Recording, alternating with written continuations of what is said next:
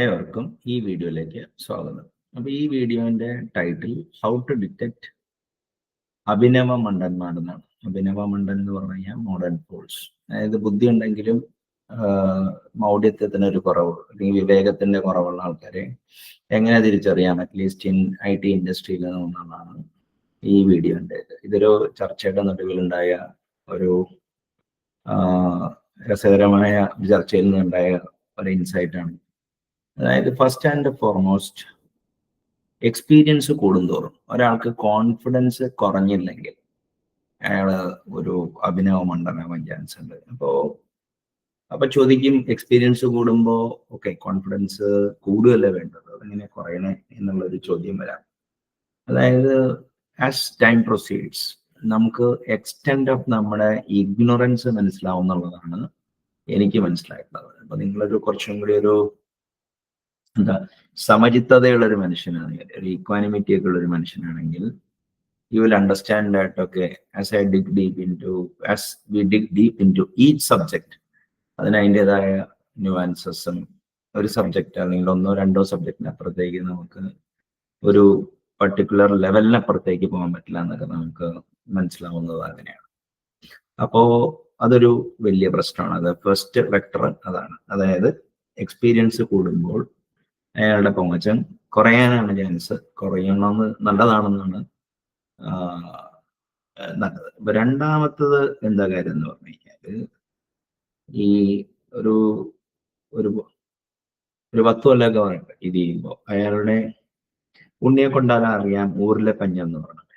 അയാളുടെ ഭാഷയിൽ നിന്ന് നമുക്ക് എന്താ പറയാ, അയാൾ എങ്ങനെയാണ് പ്രവർത്തിക്കുന്നത്, അയാൾ ആനക്ഡോട്ടൽ എവിഡൻസ് കൂടുതൽ പറയുന്ന ഒരാളാണെന്ന് വിചാരിക്കുക, even after working in the industry for 10 years. അപ്പോ അങ്ങനെ വരുമ്പോൾ എന്ത് പറ്റുമെന്ന് വെച്ച് കഴിഞ്ഞാല്, അയാള് ഈ പീപ്പിൾ, ഇവന്റ്സ്, സ്റ്റോറീസ്, നറേറ്റീവ്സിലാണ് അയാൾ സംസാരിക്കണമെന്നുണ്ടെങ്കിൽ ഡെഫിനറ്റ്ലി അവിടെ ഒരു പ്രോബ്ലം ഉണ്ട്. അപ്പോൾ ആദ്യത്തെ വെക്ടർ, ഏതെങ്കിലും ഒരു വെക്ടർ ശരിയായാലും മതി. 5 വെക്ടറാണ് ഞാൻ ഐഡന്റിഫൈ ചെയ്തേക്കുന്നത്. അതിൽ ഒരു വെക്ടർ എന്താ പറയാ, അയാള് അയാൾക്ക് ഓപ്ഷോർനെസ്സോ അല്ലെങ്കിൽ അയാൾ എംബോഡ്ലൻഡ് ആവാണ് ഈ ഇയർ കഴിയുമ്പോൾ. അങ്ങനെയാണെങ്കിൽ അയാള് മിക്കവാറും ഒരു നേരെ വിഷയത്തിലായിരിക്കും. അപ്പോൾ മറ്റു വിഷയങ്ങളൊക്കെ ഒരു അറിവോട്ടറാവാനാണ് ചാൻസ്. ഇനിയിപ്പോ രണ്ടാമത്തേന്ന് പറഞ്ഞു കഴിഞ്ഞാല് അയാളുടെ എക്സ്പ്ലനേഷന്റെ പ്രശ്നമാണ്. ഇനി മൂന്നാമത്തെ ഒരു വെക്ടർ എന്താണെന്ന് വെച്ച് കഴിഞ്ഞാല്, ന്യൂ ഏജ് ടെക്നോളജിയിൽ അതിയായ എന്തൂസിയാസം കാണിക്കുന്നവരാണ് അടുത്ത ഒരു ട്രെയിറ്റ്.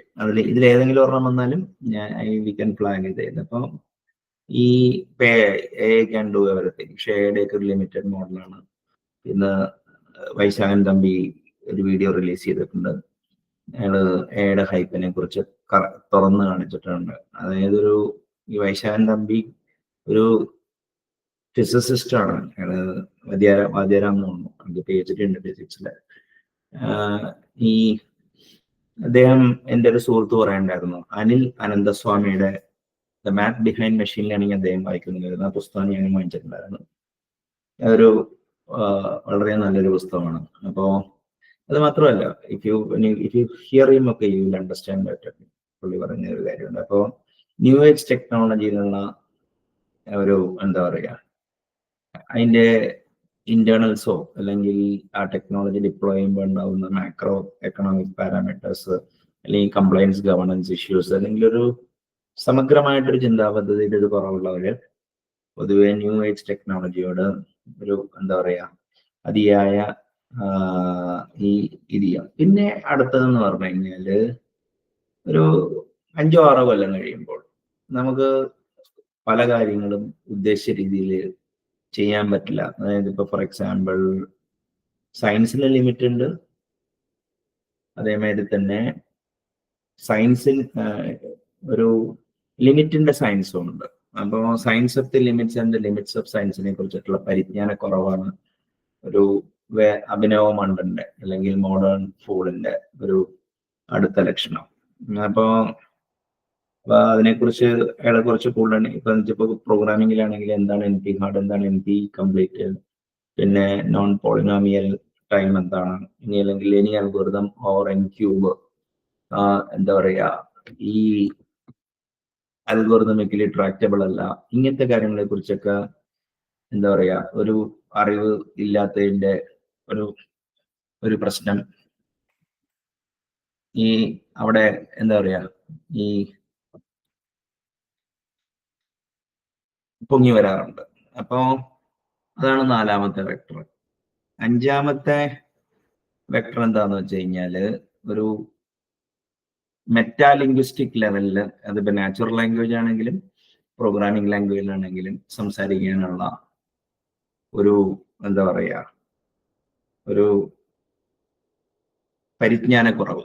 ഇത് ഈ 5 കാര്യങ്ങളാണ്. അപ്പൊ മെറ്റാ ലാംഗ്വേജ്, ഇപ്പൊ ഫോർ എക്സാമ്പിൾ ഇപ്പൊ ഫങ്ഷണൽ പ്രോഗ്രാമിംഗ് അല്ലെങ്കിൽ object oriented programming, generic programming, അവർ ചെയ്ത ലാംഗ്വേജിന്റെ കണ്ണിലാണ്, അല്ലെങ്കിൽ ആ ലാംഗ്വേജിന്റെ ഊക്ക് മോഡൽ ഇപ്പൊ പ്രോട്ടോടൈപ്പ് ആണെങ്കിൽ അതിനെ കുറിച്ച് സംസാരിക്കും.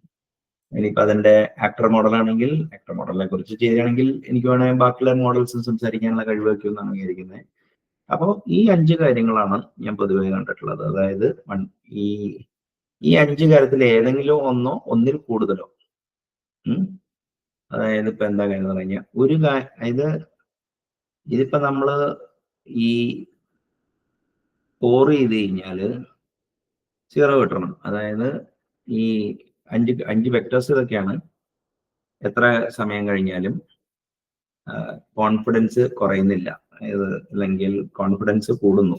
അപ്പൊ അതൊരു മൗഢ്യന്റെ ലക്ഷണമാണ്, കുറയുന്നില്ല എന്നുള്ളത്. പിന്നെ എന്താ പറയാ ഈ ആനക്ഡോട്ടൽ എക്സ്പ്ലനേഷൻ, അതായത് പീപ്പിൾ, സ്റ്റോറീസ്, ഇവന്റ്സ്, നറേറ്റീവ്സ്, അതാണ് മെയിൻ ആയിട്ടുള്ള കാര്യം. പിന്നെ ന്യൂ ഏജ് ടെക്നോളജിയിലുള്ള അതിയായ വിശ്വാസം, പിന്നെ അതിന്റെ മുകളില് എന്താ പറയാ ഈ ശാസ്ത്രത്തിന്റെ പരിധിയും പരിധിയുടെ ശാസ്ത്രത്തെ കുറിച്ചിട്ടുള്ള അറിവ് കുറവ്. 5ാമത്തത് ഭാഷ, അല്ലെങ്കിൽ എന്താ പറയാ ഈ മെറ്റാലിംഗ്വിസ്റ്റിക് അബ്സ്ട്രാക്ഷൻ, അല്ലെങ്കിൽ ഭാഷാ പരിജ്ഞാനക്കുറവ്. അതാണ് എങ്ങനെയുണ്ട് മെറ്റാ ലാംഗ്വേജിന്റെ മലയാളത്തിൽ എന്താ പറയണെന്ന് ഈ ഒരു ഐഡിയ എനിക്ക് കിട്ടുന്നില്ല. അതായത് ഈ മെറ്റാഫിസിക്സ് ആണെങ്കിൽ അതിഭൗതിക സത്ത എന്നാണ് പറയുന്നത്, അല്ലെങ്കിൽ ഈ ഭാഷയെ പ്രതിഭാഷിക്കുന്ന ഭാഷയെ മെറ്റാ ലാംഗ്വേജ് എന്ന് പറയും. അപ്പൊ മെറ്റാ ലാംഗ്വേജിനുള്ള അബ്സ്ട്രാക്ഷന്റെ കുറവ്, അതാണ് ഈ 5ാമത്തെ വെക്ടർ. അപ്പൊ ഈ 5 വെക്ടറിൽ ഏതെങ്കിലും ഒരെണ്ണം, അല്ലെങ്കിൽ എല്ലാം ഫോൾസ് ആയാലേ അയാള് നമുക്ക് മൂടനല്ല എന്ന് പറയാൻ പറ്റില്ല. അതിൽ ഏതെങ്കിലും ഒരെണ്ണം ട്രൂ ആണെങ്കിൽ ഈ പലപ്പോഴും നമുക്ക് എന്താ പറയാ ഈ ഒരു ആധുനിക, അല്ലെങ്കിൽ അഭിനവ മൂടൻ, അല്ലെങ്കിൽ അഭിനവ വിഡ്ഢി, അല്ലെങ്കിൽ മോഡേൺ ഫൂളിനെ തിരിച്ചറിയാം. അപ്പോ I hope this video was useful. നിങ്ങൾ ചുറ്റും നോക്കുക. അപ്പൊ നിങ്ങൾക്ക് ചിലപ്പോൾ ഞാൻ ഈ പറയുന്ന ആൾക്കാരെ കാണാൻ സാധിക്കും. നന്ദി, നമസ്കാരം.